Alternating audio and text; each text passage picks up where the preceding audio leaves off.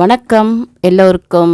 நீங்கள் நம்மளோட சேனலுக்கு நிறைய ஆதரவு கொடுக்குறீங்க, சப்ஸ்கிரைப் பண்ணுறீங்க, கமெண்ட் பண்ணுறீங்க.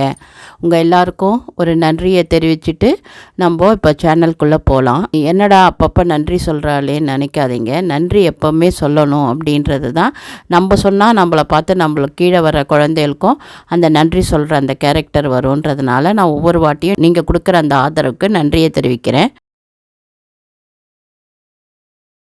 மிளகாயை வச்சு ஒரு ஊறுகாய் பண்ண போகிறோம். இது ரொம்ப நல்லாயிருக்கும். சப்பாத்திக்கெலாம் தொட்டுக்கலாம். நம்ம சட்னி அரைச்சோன்னா இதை ஒன்று போட்டு அரைச்சிக்கலாம். எல்லாத்துக்கும் குழம்புல ஒன்று போடலாம். இந்த மாதிரி இதுக்கு நிறைய யூசஸ் இருக்குது. நீங்கள் அதை ப்ராக்டிஸ் பண்ணிக்கோங்க, உங்களுக்கு எது எதுலலாம் போட்டால் பிடிக்குதுன்னு. இப்போது இந்த மிளகாயை நான் ரெண்டாக நறுக்கிறேன். ஏன்னா தொட்டுக்கிட்டுக்கு மோர் சாத்துக்கு போடணுன்னா கூட கொஞ்சம் பெருசாக போட வேணான்னு சொல்லிவிட்டு இப்படி நறுக்கிறேன். நார்மலாக நடுவில் கீறிட்டு கூட நம்ம வறுத்து அரைக்கிற மசாலா உள்ளே வச்சு போடுவாங்க. நான் இந்த மாதிரி போடுறேன். இந்த மாதிரி ரெண்டாக நறுக்கிட்டு எல்லாத்தையும் எடுத்து அழகாக ஊறுகாய் எல்லாமே ஒன்று கண்ணாடியில் வைங்க, இல்லைன்னா ஜாடி இருக்குல்ல பீங்கான், அதில் வைங்க.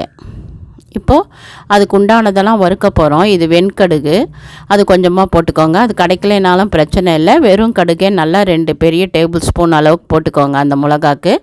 அப்புறம் வெந்தயம், சோம்பு, இது எல்லாத்தையும் போட்டு நல்லா வறுத்து பொடி பண்ணணும். சரியா? இப்போ எல்லாத்தையும் நம்ம போட்டுறோம். போட்டுட்டு நல்லா சிம்மில் வச்சு தீயாமல் வறுக்கணும். கொஞ்சம் என்ன போட்டிருக்கேன்னா ஓமம் போட்டிருக்கேன். இந்த 4 ஐட்டம் போட்டிருக்கோம். இதை நம்ம வறுக்கணும். எல்லாம் சூட்டில் வறுக்கணும். இது ஒரு நார்த் இண்டியன் டைம் தான் நான் கற்றுண்டேன். இது என்னோடய பசங்களோட ஃப்ரெண்ட்ஸு அவங்கக்கிட்டேன்னு கற்றுண்டேன். இது ரொம்ப நல்லாயிருக்கும் ஊறுகாய். இப்போ வறுத்துட்டோமா, இப்போ எண்ணெயை வச்சு அது நல்லா காஞ்ச உடனே இதை பாருங்கள், இப்படி காஞ்சிட்டு தான் உடனே அணைச்சிடணும். அணைச்சிட்டு நம்ம பூண்டை ஒரு 10 பூண்டை நல்லா நசுக்கி வச்சுக்கணும். அதை போடணும். இப்போ சீரகம் போடுறேன். சீரகம் போடுறோமா, சீரகம் அந்த சூட்லேயே பொரிஞ்சிடும். அதுக்கப்புறம் கருஞ்சீரகம் இருக்குல்ல, அதை கொஞ்சம் சேர்த்துக்கணும், ஒரு 1/2 ஸ்பூன் அந்த மாதிரி. அதுக்கப்புறமா இந்த நசுக்கின பூண்டு, இந்த 3ஐயுமே நம்ம போட்டு வதக்கி வச்சுக்கணும். இதை பாட்டுக்கு ஆறின்னு இருக்கும், அந்த சூட்டுக்கே அது இதாகிடும். அப்புறம் இப்போ நம்ம இந்த மிளகாக்கு வருவோம். நறுக்கின மிளகாவில் மஞ்சப்பொடி முதல்ல போடுறேன் நான். மஞ்சப்பொடியை போட்டுட்டு அதுக்கப்புறம் அதுக்கு தேவையான உப்பு போடுறேன். இது இந்து சால்ட்டு பொடி பண்ணது. நீங்கள் கல் உப்பை கூட பொடி பண்ணி சேர்த்துக்கலாம். நார்மலாக பொடி உப்பை விட கல் உப்பை பொடி பண்ணி சேர்த்தா மிளகா அந்த ஊறுகாய் எதுவுமே சீக்கிரம் கெடாது. இப்போ நம்ம மஞ்சள் போட்டிருக்கோம், அதுக்கப்புறமா உப்பு போட்டிருக்கோம். அதுக்கப்புறம் நம்ம வறுத்ததை காமிச்சேன்ல, அதை நல்லா பொடி பண்ணி வச்சுக்கணும். அந்த பொடி தான் இது. அதை நமக்கு இந்த ஊறுகாய்க்கு தகுந்த மாதிரி ஃபுல்லாகவும் போடலாம் நம்ம நறுக்கிண்டு. இல்லைன்னா நீங்கள் போட்டு 2 ஸ்பூன் நிறக்க ஃபுல்லாக போட்டால் கூட போகும். எல்லாத்துக்குமே வச்சுக்கலாம் இந்த பொடியை நம்ம. இப்போ அந்த 3 ஸ்பூன் வந்துடுத்து அந்த வறுத்ததை அதை அப்படியே போட்டுட்டு நல்லா பெரட்டி விட்டுடணும். பெரட்டிட்டு கொஞ்சோண்டு நம்ம காய்ச்சி எண்ணெய் போட்டு வச்சுருந்தோம்ல, அந்த எண்ணெயை ஊற்றி கிளறிட்டு கொஞ்சம் வினிகர் இருந்ததுன்னா 1 ஸ்பூன் நீங்கள் இதில் ஆட் பண்ணிக்கலாம். ஏன்னா கெடாமல் இருக்கும். அதனால் வினிகர் ஒரே 1 ஸ்பூன் ஆட் பண்ணிவிட்டு இதை நல்லா கிளறி வச்சிங்கன்னா இந்த ஊறுகாய் சூப்பராக ஜம்முன்னு இருக்கும். ஒரு 5 நாள் 6 நாளில் நல்லா ஊறிடும். இதை நீங்கள் எல்லாத்துக்கும் தொட்டுக்கலாம். சப்பாத்திக்கெலாம் கூட 2-3 டிஷ்ஷோடு இது தொட்டுக்கலாம். பழைய சாதம் இருக்குல்ல, அதுக்கும் இது ரொம்ப சூப்பராக இருக்கும் தொட்டு சாப்பிட்றதுக்கு. சின்ன வெங்காயமும் இதுவும் சாப்பிட்டு பார்த்துட்டு உங்கள் கமெண்ட்டை, வேல்யூபிள் கமெண்ட்டை சொல்லுங்கள். வாங்க, இப்போ நான் என்ன பண்ணுறேன் அப்படின்னா, மிளகு இருக்குல்ல, பச்சை மிளகு, அதை பொடி பண்ணுறேன். அந்த ஊறுகாய் தான் காமிக்க போகிறேன். ஆனால் பச்சை மிளகை நான் வெளியிலே வச்சுட்டேன். நான் வாங்கி ஒரு 2 நாள் ஆச்சு. கொஞ்ச நாள் லைட்டாக கருப்பாக எடுத்து, ஆனால் இதை பாருங்கள், இப்படி பச்சையாகவே இருக்கும். சூப்பராக இருக்கும். அப்போயே நீங்கள் கட் பண்ணி போட்டிங்கன்னா ஈஸியாக இருக்கும். ஊறுகாய் பார்க்க இன்னும் நல்லாயிருக்கும். நான் இப்போ 2 நாள் ஆனதுனால கொஞ்சம் லைட்டாக கலர் மாறிடுது. அதை பற்றி ஒன்றும் பிரச்சனை இல்லை. நீங்கள் இந்த மாதிரி இதை கட் பண்ணிக்கணும். இந்த மாதிரி சின்ன சின்னதாக கட் பண்ணிவிட்டு இந்த மாதிரி ஒரு பாத்திரத்துலையோ இல்லை இதுலையோ, ஆனால் கண்ணாடி ஜாரில் போடுறது பெட்ரு. போட்டுட்டிங்களா, அதுக்கு என்ன பண்ணணும், கொஞ்சமாக மஞ்சப்பொடி போட்டு கலரணும். மிளகு உங்களுக்கு அதோட இம்பார்ட்டன்ஸ் தெரியும்னு நினைக்கிறேன். அந்த மிளகை பற்றி நான் சொல்லவே வேண்டாம். 10 மிளகுகள் இருந்தால் பகர் வீட்டில் கூட சாப்பிட்லான்னு சொல்லுவாங்க. ஏன்னா அவங்க எதாவது கலந்தால் கூட இது முறிச்சிடும் அப்படின்றதுனால. இப்போது மஞ்சள் போட்டுட்டேன், உப்பு போட்டுட்டேன். அதுக்கப்புறம் நம்ம லெமன் புழிஞ்சு சேர்க்க போகிறோம். அவ்வளோதான். இந்த ஊறுகாய் ரொம்ப சிம்பிள். ஊறித்துன்னு வச்சுக்கோங்களேன், ரொம்ப டேஸ்ட்டாக இருக்கும். தயிர் சாதம்லாம் பண்ணிங்கன்னா 4 இந்த ஊறுகாய் எடுத்து மேலே கலந்து விட்டுடலாம். எல்லாத்துக்கும் யூஸ் பண்ணலாம். மிளகு குழம்பு பண்ணும்போது இதை போட்டு அரைச்சி பண்ணலாம். ரொம்ப டேஸ்ட்டாக இருக்கும், செம்மையாக இருக்கும். நீங்கள் சப்பாத்திலாம் பண்ணுறீங்கன்னா கூட இதை ஒரு ஸ்பூன் போட்டு அரைச்சி எடுத்துன்னு வந்து சப்பாத்தி மாவில் கலந்து போட்டு பண்ணிங்கன்னா ரொம்ப டேஸ்ட்டாக இருக்கும். மிளகு சப்பாத்தி ஆனால் தெரியாது, ரொம்ப டேஸ்ட்டாக இருக்கும். இந்த மாதிரி இதை நம்ம வந்து வெரைட்டிஸாக யூஸ் பண்ணிக்கலாம். இந்த ஊறுகாயை ரொம்ப உடம்புக்கு நல்லது. சளியை போக்கிடும், ஆஸ்மா போக்கிடும், எல்லாத்துக்கும் போயிடும். அதனால் இந்த சீசனில் மாத்திரம்தான் கிடைக்கும் இந்த மாதிரி பச்சை மிளகு. இதை வாங்கி நீங்கள் ப்ரிசர்வ் பண்ணி வச்சுக்கோங்க, ரொம்ப நல்லாயிருக்கும். நிறைய வெரைட்டிஸ்க்கு நீங்கள் யூஸ் பண்ணலாம். இதை ஊறுகாயை மாத்திரம் இல்லாமல் நிறைய வெரைட்டியாக நீங்கள் யூஸ் பண்ணலாம். ரொம்ப நல்லாயிருக்கும் சாப்பிட்றதுக்கு. ஊறின உடனே செம்ம டேஸ்ட்டாக இருக்கும். நீங்கள் சாப்பிட்டு பார்த்துட்டு உங்களோட கமெண்ட்டை சொல்லுங்கள். வாங்க, இப்போ நம்ம என்ன பண்ணியிருக்கோன்னா, கொஞ்சம் வெந்தயம் போட்டிருக்கோம், கடுகு சீரகம் போட்டிருக்கோம், அப்புறம் கடுகு போட்டிருக்கோம். எல்லாத்தையும் எப்போ போல் நல்லா வறுக்க போகிறோம். வெந்தயம், சீரகம், கடுகு நல்லா வந்து எதையுமே வந்து வறுக்கும்போது சிம்மில் வச்சு வறுத்துருங்க. அப்போ தான் வந்து உங்களுக்கு தீயாது, அதே சமயத்தில் ரொம்ப நல்லா டேஸ்ட்டாக இருக்கும். இப்போ ஒரு பாண்ட்லியில் எண்ணெய் வச்சுருக்கோம். ஒரு 200 ml எண்ணெய் விட்டு அதில் நம்ம எடுத்துருக்கிற முழு நெல்லிக்காய் இருக்கு இல்லையா, அதை வந்து போட்டு கொஞ்சம் அந்த கலர் மாறுற அளவுக்கு அந்த எண்ணெயில் பெரட்டி எடுக்கிறோம். நெல்லிக்காவை பற்றி உங்களுக்கு நான் சொல்லவே வேண்டாம். பாருங்கள் எப்படி சூப்பராக வறுத்து வச்சுருக்கேன். அதில் வந்து இந்த எண்ணெயில் வந்து பெருங்காயத்தை மாத்திரம் பொரித்து வச்சுருக்கேன். ஸோ இதெல்லாம் நம்ம பொடி பண்ண போகிறோம், நைஸாக பொடி பண்ணி வச்சுக்க போகிறோம். பெருங்காயத்தையும் சேர்த்து நீங்கள் கட்டி பெருங்காயம் இருந்தால் எண்ணெயில் பொரிச்சுக்கோங்க, இல்லைன்னா பொடியாக எடுத்துக்கோங்க. இப்போ பார்த்தீங்களா, இந்த நெல்லிக்காய் வந்து நான் உங்களுக்கு சொல்லவே வேண்டாம், விட்டமின் சி இருக்குது. இது வந்து தோலுக்கு நல்லது, முடி கொட்டுறதுக்கு நல்லது, சளி பிடிக்காது, எதிர்ப்பு சக்தி எத்தனையோ இருக்குது.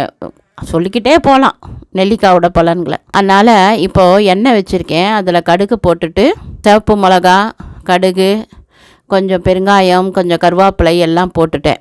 இதை போட்டு வதக்கி வச்சுக்கிறோம் நம்ம. அதாவது இது நல்லெண்ணெய் தான், எல்லா ஊறுகாய்க்குமே நல்லெண்ணெய் தான். நான் மறந்துட்டேன்னா நீங்கள் ஞாபகம் வச்சுக்கோங்க, ஊறுகாய் போட்டாலே நல்லெண்ணெய் தான். இப்போ கடுகு வெடித்து சீரகம் வெடித்து மிளகாயெல்லாம் வதக்கி வச்சுக்கிறோம். இப்போ நம்ம வறுத்த பொடி பண்ண பொடி, கொஞ்சம் காரப்பொடி, மஞ்சப்பொடி, உப்புக்கு வந்து கல் உப்பை நான் பொடி பண்ணி வச்சேன். நைஸாக குழவியில் நைஸாக நசுக்கிட்டு எடுத்துன்னு வந்திருக்கேன். இப்போ இந்த 4ஐயும் நம்ம மிக்ஸ் பண்ணிடுறோம். இந்த 4ஐயும் மிக்ஸ் பண்ணிட்டா உங்களுக்கு என்ன ஆகும், ஒரு சுவையான ஒரு பொடி கிடைக்கும். இந்த பொடி தான் வந்து நம்ம நெல்லிக்காய் ஊறுகாய்க்கு சூப்பரான ஒரு டேஸ்ட்டு கொடுக்கும். இப்போ இந்த நெல்லிக்காய் ஊறுகாய் அந்த எண்ணெயில் வதக்கி வச்ச நெல்லிக்காயில் இந்த பொடி எல்லாத்தையும், உப்பு, மஞ்சள் பொடி, அந்த வறுத்த பொடி எல்லாத்தையும் சேர்த்து பெரட்டுறோம். நல்லா பெரட்டிட்டு நம்ம ஏற்கனவே எண்ணெய் காய வச்சு வச்சுருக்கோம் இல்லையா, என்னென்ன போட்டு காய வச்சு வச்சுருந்தோம், சீரகம், மிளகா, கருவேப்பிலை, பெருங்காயம் எல்லாத்தையும் போட்டு ஊற்றிட்டோம். நம்மளோட ஊறுகாய் ரெடி. இப்போது பாண்ட்லியில் நம்ம எண்ணெய் ஊற்றிருக்கோம். இந்த எண்ணெயில் நம்ம கேரட்டை பொரிக்கிறோம். அதாவது இது வந்து வெஜிடபிள் ஊறுகாய். இந்த சீசனில் தான் கிடைக்கிற வெஜிடபிள்ஸை யூஸ் பண்ணி நம்ம பண்ணுறோம். நீங்கள் வந்து உருளைக்கிழங்கு யூஸ் பண்ணலாம், சாய்ஸ் வந்து பீட்ரூட் யூஸ் பண்ணலாம், அந்த மாதிரி. இப்போ நான் கேரட்டை எண்ணெயில் பொரித்து எடுத்துட்டேன். அப்புறம் இது வந்து பஜ்ஜி மிளகாவை எண்ணெயில் பொரித்து எடுத்துக்கிறேன்.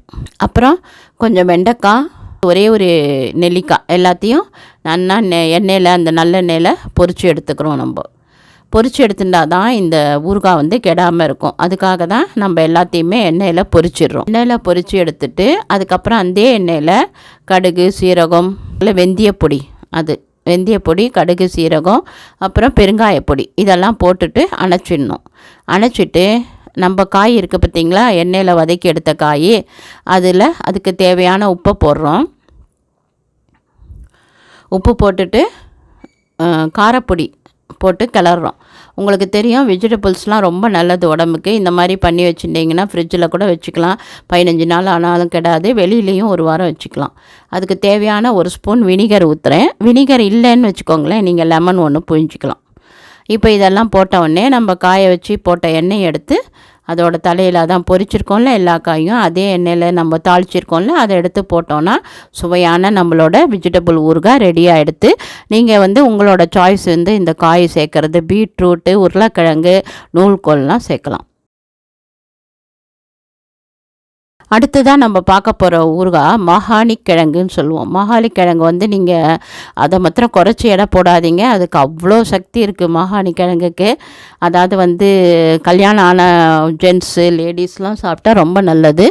அது இல்லாமல் வந்து இது வந்து தோலுக்கு நல்லது. இதுக்கு வந்து சரசப்பரிலான்னு பேர் இங்கிலீஷில். இது வந்து கிடைக்கிறதே ரொம்ப கஷ்டம். இது வந்து இந்த சீசனில் மாத்திரம்தான் கிடைக்கும். அப்போ நீங்கள் வாங்கி ஊறுகாய் போட்டுக்கலாம். இந்த மாதிரி மாகாணி கிழங்கு இந்த சீசனில் டி நகரில் நிறையா கிடைக்கும். இதை வந்து அந்த தோல் ரொம்ப ப்ரௌனாக இருக்கும். நான் சீவி வச்சதை தான் உங்களுக்கு காமிக்கிறேன். இதை பாருங்கள், நடுவில் அந்த தண்டு, இந்த தண்டை ரிமூவ் பண்ணிடணும் நம்ம. பாருங்கள் இப்போ எப்படி கட் பண்ணியிருக்கோன்னு. அது நடுவில் இருக்கிறதெல்லாம் எடுத்துட்டு அதுக்கு தேவையான உப்பு போடணும். காரப்பொடி போடலாம், இல்லைன்னா ஒரு 10 மிளகா ஊற வச்சு அரைச்சும் ஊற்றலாம். அதில் கொஞ்சம் கடுகும் போட்டு அரைக்கலாம். இப்போ நான் தயிர் ஊற்றுறேன், லைட்டாக புளித்த தயிர். அதாவது புளிக்காமல் இருந்தால் கூட ஓகே, ஆனால் தயிர் கெட்டி தயிராக ஊற்றணும். இது வந்து ஒரு 5 நாள் ஊறினா உங்களுக்கு நம்மளோட ஊறுகாய் ரெடி ஆகிடும். இந்த ஊறுகாய் வந்து இதை பற்றி நான் சொல்லவே வேண்டாம். டி நகரில் எல்லாத்துலேயும் இந்த சீசனில் கிடைக்கும். இது ரொம்ப பிரமாதம். ஆக்சுவலாக ரத்த கொதிப்புலாம் இருந்ததுன்னா இந்த ஊறுகாய் ரொம்ப நல்லாயிருக்கும். கண்டிப்பாக ஆயுர்வேதம் சொல்லுது ரத்த கொதிப்பு இருந்தால் இந்த ஊறுகாய் சாப்பிட்லாம். அது மாத்திரம் இல்லாமல் ஆண்மையை வந்து இன்க்ரீஸ் பண்ணும் இந்த ஊறுகாய். ஏன்னா அப்போ வந்து ஆம்பளைகளுக்கு கொடுத்தது கல்யாணம் ஆனவா சாப்பிட்றது ரொம்ப விசேஷம். கண்டிப்பாக குழந்தெல்லாம் சீக்கிரம் பிறக்கும்.